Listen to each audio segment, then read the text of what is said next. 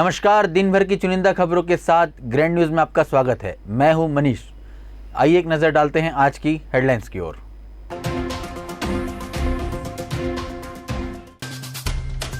नक्सली हमले में शहीद जवान मोहम्मद हकीम को नम आंखों से दी गई श्रद्धांजलि।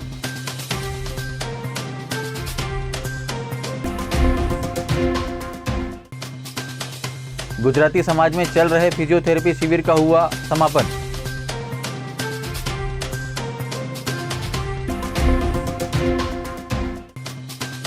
नए सदस्यों को जोड़ने के लिए NSUI पहुंचेगी सभी स्कूल कॉलेज।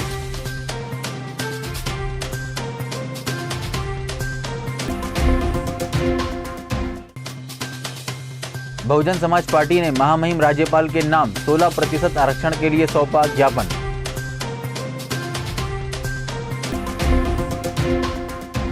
आइए देखते हैं अब खबरें विस्तार से। कल दिनांक 29/11/2022 को लगभग शाम 4:30 से 5 बजे के मध्य जिला सुकमा के थाना चिंतागुफा क्षेत्र के अंतर्गत आने वाले डब्बा कोटा एवं पेटा पहाड़ जंगल के मध्य ऑपरेशन ड्यूटी में तैनात सुरक्षा बल के ऊपर माओवादियों द्वारा फायरिंग की गई। सुरक्षा बल द्वारा तत्काल जवाबी कार्रवाई की गई, जिससे माओवादी जंगल की आड़ लेकर भाग गए। माओवादियों द्वारा की गई फायरिंग में कोबरा 202 वाहिनी का एक प्रधान आरक्षक मोहम्मद हकीम निवासी जिला पाल कक्कड़ केरल राज्य घायल हो गए, जिन्हें उपचार हेतु CRPF फील्ड हॉस्पिटल लाया गया एवं सिविल हॉस्पिटल में उपचार के दौरान प्रधान आरक्षक वीर गति को प्राप्त हुए। केंद्रीय रिजर्व पुलिस बल 80 बटालियन मुख्यालय जगदलपुर में नक्सली हमले में शहीद हुए।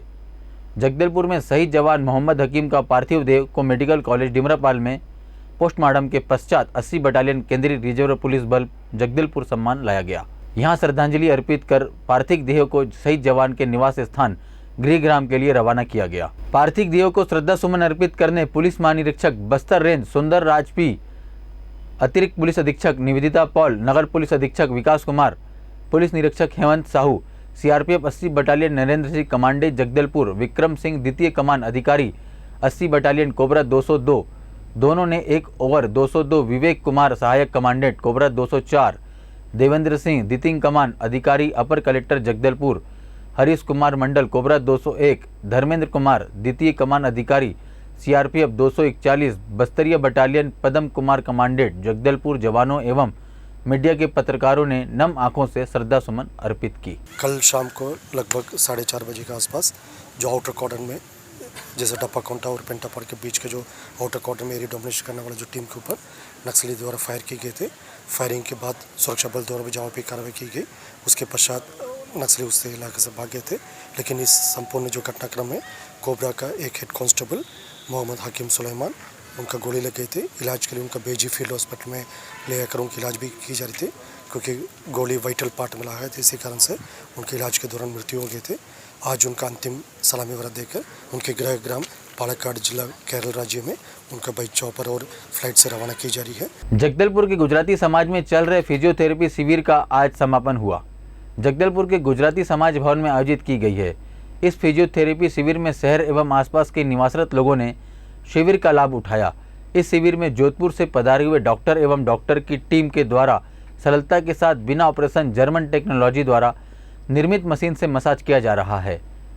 इस शिविर में ब्लड प्रेशर, कमर दर्द, हाथों का एवं पैरों का शून्य रहना, शुगर, साइटिका का दर्द, जोड़ों का दर्द, थायराइड, पुराना सिर दर्द, लकवा, नींद न आना, गैस, कब्ज, घुटना दर्द, सर्वाइकल दर्द, मोटापा का इलाज किया गया और साथ ही साथ किसी भी तरह के घुटने और कमर दर्द के रोगी का इलाज किया गया।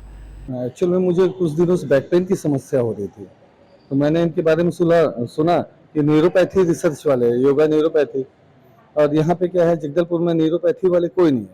जो भी फिजियोथेरेपिस्ट है जो मसाज देते हैं, और इनका क्या है, हड्डियों का जकड़न या जो स्ट्रेच करके फोड़ते हैं हड्डी, गर्दन का फुड़ाव, उस वजह से मैं पहले यूट्यूब में देख चुका था ये सब, तो मैंने सोचा एक बार ट्राई करने में क्या हर्ज है करके।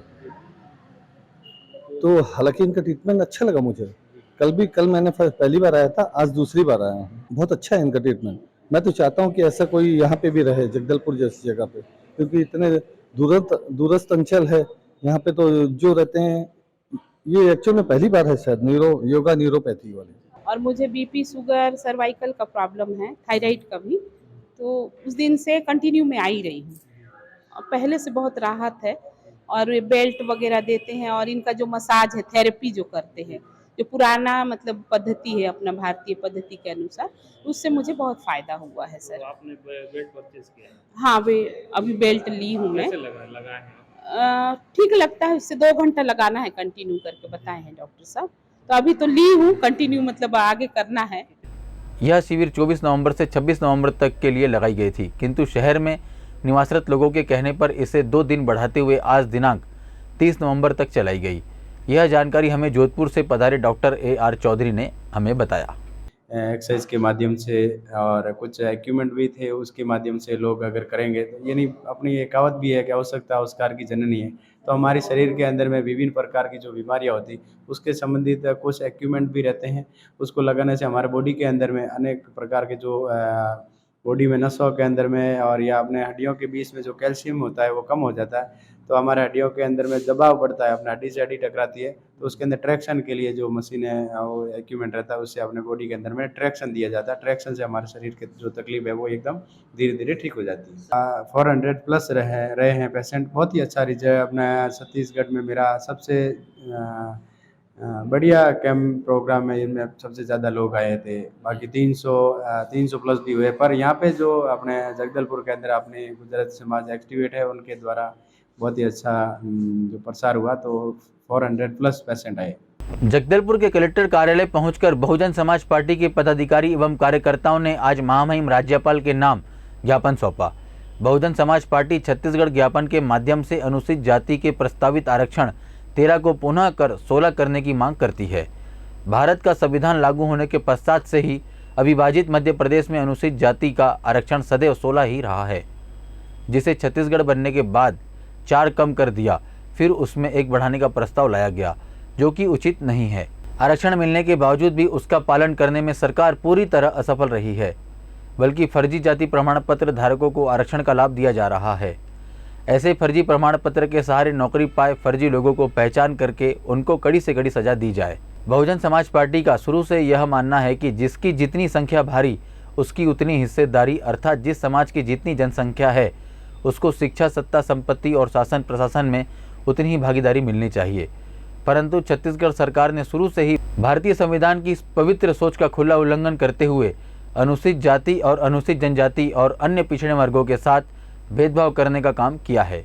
छत्तीसगढ़ राज्य के अनुसूचित जातियों का आरक्षण पूर्व की भांति 16% यथावत रखने के लिए सरकार को आदेशित करने का कार्य करें। कांग्रेस की सरकार बैठी है, वो SC, ST, OBC के लिए ऐसा कुछ भी काम करना नहीं चाहती जो उनको फायदा हो। इसलिए जो संविधान में हमको प्रदत्त अधिकार मिले हैं, जिसके तहत SC, ST, OBC को 27%, SC को 16% और ST को 32% आरक्षण दिया गया है, और जो मध्य प्रदेश सरकार रहते समय से चल रहा है, उसको अब ले दे करके उन लोगों ने मुद्रा स्वरूप इसको 16% से 13% कर दिया है, जो उचित नहीं है। तो हमारी शासन से मांग है, छत्तीसगढ़ शासन से, राष्ट्रपति हमारे राज्यपाल महोदय हम लोगों ने ज्ञापन सौंपा कि पहले की तरह 16% जो आरक्षण थे SC वर्ग के लिए उसको दे करके लक्ष्य रखा जाए। इस संबंध में हमने आज कलेक्टर महोदय को हमने ज्ञापन दिया। सदस्यता अभियान के तहत NSUI पहुंचेगी स्कूल और कॉलेज। जिले में नए सदस्यों को जोड़ने के लिए NSUI सदस्यता अभियान की आज से शुरुआत करने जा रही है। इसके तहत NSUI के साथ ही सभी महाविद्यालय एवं कॉलेज में पहुंचकर नए सदस्य जोड़ेंगे। राजीव भवन में प्रेस वार्ता लेकर इसकी जानकारी दी। शहर जिला अध्यक्ष विशाल खंबारी ने बताया कि विगत दिनों उदय संकल्प शिविर रायपुर में प्रदेश के मुख्यमंत्री भूपेश बघेल एवं प्रदेश अध्यक्ष नीरज पांडे के द्वारा सदस्यता अभियान का शुरुआत की गई। आज जिले में भी सदस्यता अभियान शुरुआत होने जा रही है, जिसमें सभी महाविद्यालय और स्कूलों में पहुंचकर नवीन सदस्यता कराएगी। जिले में 20,000 सदस्य जोड़ने का लक्ष्य रखा गया है। प्रदेश सरकार की छात्र हित में किए गए जन कल्याणी योजनाओं को भी छात्र छात्राओं को अवगत कराकर इस अभियान के तहत नए सदस्य जोड़ेंगे। प्रेस वार्ता के दौरान प्रदेश महासचिव मनोहर सेठिया, M ज्योति राव, उस्मान रजा, विवेक राव, फैजल नेवी, पंकज केवट, शेख अयाज, पुरेंद्र बघेल, मनीष कश्यप, हंसू नाग, दीपांशु नेताम, अनफास खान उपस्थित थे। आज बस्तर जिला NSUI द्वारा राजीव भवन में प्रेस कॉन्फ्रेंस आयोजित किया गया।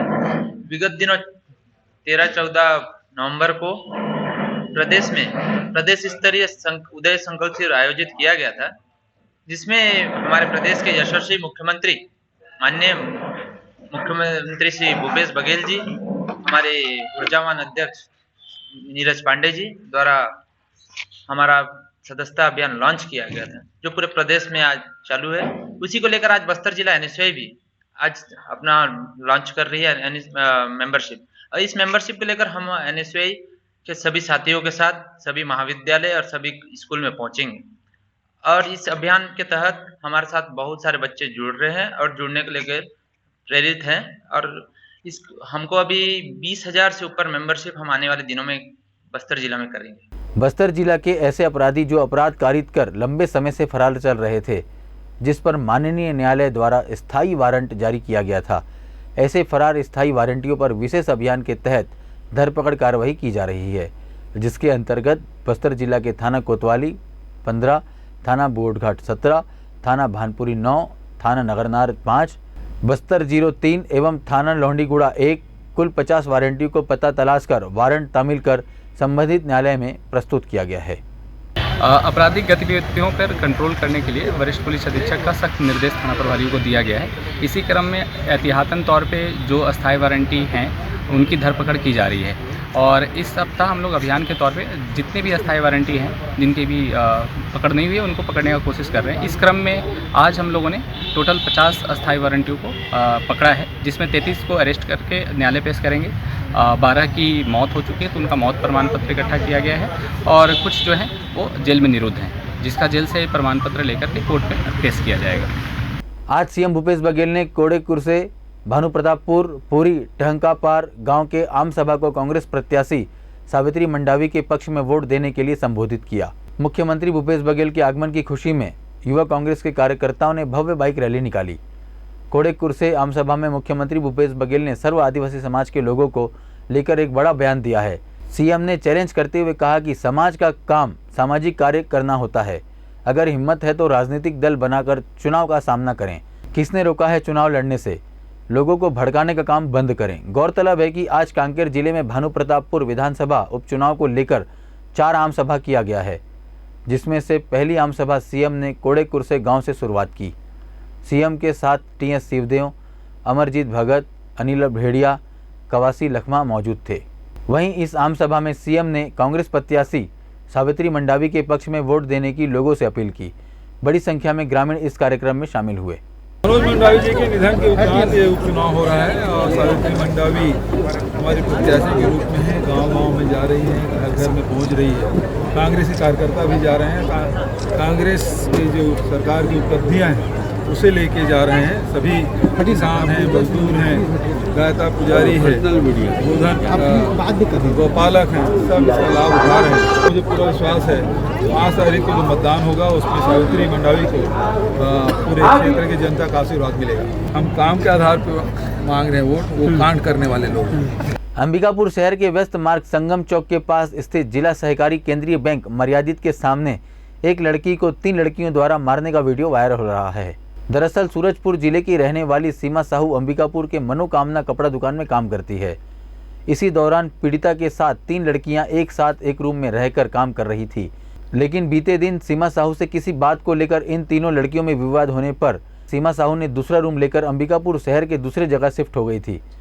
इसी दौरान आज तीनों लड़कियां अंबिकापुर के जिला सहकारी केंद्रीय बैंक मर्यादित के सामने मनोकामना कपड़ा दुकान में काम करने आई सीमा साहू को पहले बाहर बुलाया और उससे तीनों लड़कियों ने मारपीट करना शुरू कर दिया। इधर स्थायी लोगों द्वारा भी बीच बचाव की गई, लेकिन लड़कियां नहीं मानी और जब तक पुलिस नहीं पहुंची तब तक तीनों लड़कियां मौके से फरार हो गई थी। इधर पीड़िता ने इसकी शिकायत कोतवाली थाना में की है और आगे की जांच पुलिस कर रही है। पहले उन लोग रूम में मेरे को बुलाए फ़ोन करके, मैं रूम गई, मैं अपना सामान ली, स्वेटर लिया और मोजा वगैरह था, तो मोजा को नहीं दिए तो मैं बोली कि रख लो, नहीं दोगे तो मेरे को पहनना है, दोगे दे दो, नहीं देना तो मत दो।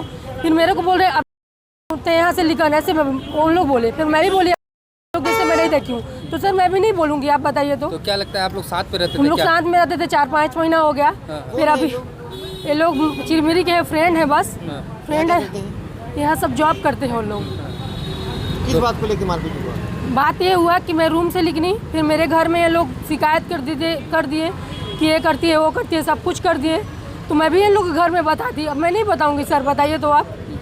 फिर मैं बता दी, फिर उसी बात पे रिपोर्ट किए। फिर दुकान से मेरे को बाहर ही बुला के मारपीट करने लगे। ये लोग अचानक आए और इसका मतलब बाल को पकड़ के दो ठो लड़की थी, इसको मतलब पेट के बल मतलब पटक के मारना चालू कर दी, पूरे बाल वाल सब नीचे से। कितने देर से? आधे घंटे से।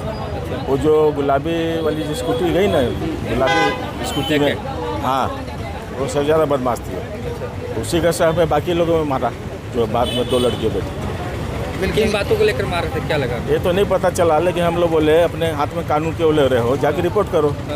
राजनांदगांव जिले के डोंगरगढ़ स्थित स्थानीय शासकीय कन्या उच्चतर माध्यमिक शाला में आज ब्लॉक स्तरीय युवा महोत्सव का आयोजन किया गया। प्रतियोगिता में छत्तीसगढ़ी खेल व सांस्कृतिक गतिविधियों को प्रमुखता से स्थान दिया गया है, जिसके तहत फुगड़ी, भौरा, गेड़ी, कबड्डी, खो खो, पारंपरिक वेशभूषा, फूड फेस्टिवल, चित्रकला प्रतियोगिता के साथ साथ ही लोक संस्कृति पर विभिन्न प्रतियोगिताएं आयोजित किए जाएंगे। युवा महोत्सव के अंतर्गत आयोजित प्रतियोगिता आयु वर्ग के लिए निर्धारित किया गया है। पहला 15 से 40 वर्ष, दूसरा 40 से अधिक शामिल हैं। वहीं ब्लॉक स्तरीय युवा महोत्सव कार्यक्रम के शुभारंभ के अवसर पर, जिसमें बतौर मुख्य अतिथि युवा प्रोत्साहन विभाग राजनांदगांव के सहायक संचालक ने शिरकत की। आज डोंगरगढ़ विकासखंड स्तर प्रतियोगिता, ये विकासखंड युवा उत्सव, जिसमें सेंट्रल गवर्नमेंट का 18 है विधा और छत्तीसगढ़ यानी कांग्रेस सरकार बनने के बाद में कुल टोटल 34 विधा उनने इंक्लूड कर दिए। ये सब कबड्डी, खो खो, कुश्ती, सुआ नृत्य, पंथी, कर्मा, सहरूल, लोक नृत्य, राउत नाचा, फुगड़ी, भावरा, गेड़ी, रबड़ बैंड, पारंपरिक खेल, फुगड़ी, क्विज, निबंध, कबड्डी, खो खो, कुश्ती, वाद विवाद, चित्रकला, इतने गेम 34 खेल को सम्मिलित किया गया है।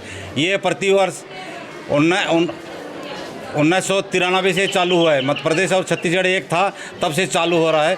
इसका विकासखंड से जिला स्तर से संभाग स्तर से राज्य स्तर से राष्ट्रीय स्तर का आयोजन किया जाता है प्रतिवर्ष। ग्रैंड न्यूज़ में आज बस इतना ही। कल फिर आपसे मुलाकात होगी कुछ और खबरों के साथ। तब तक के लिए दीजिए इजाज़त। नमस्कार।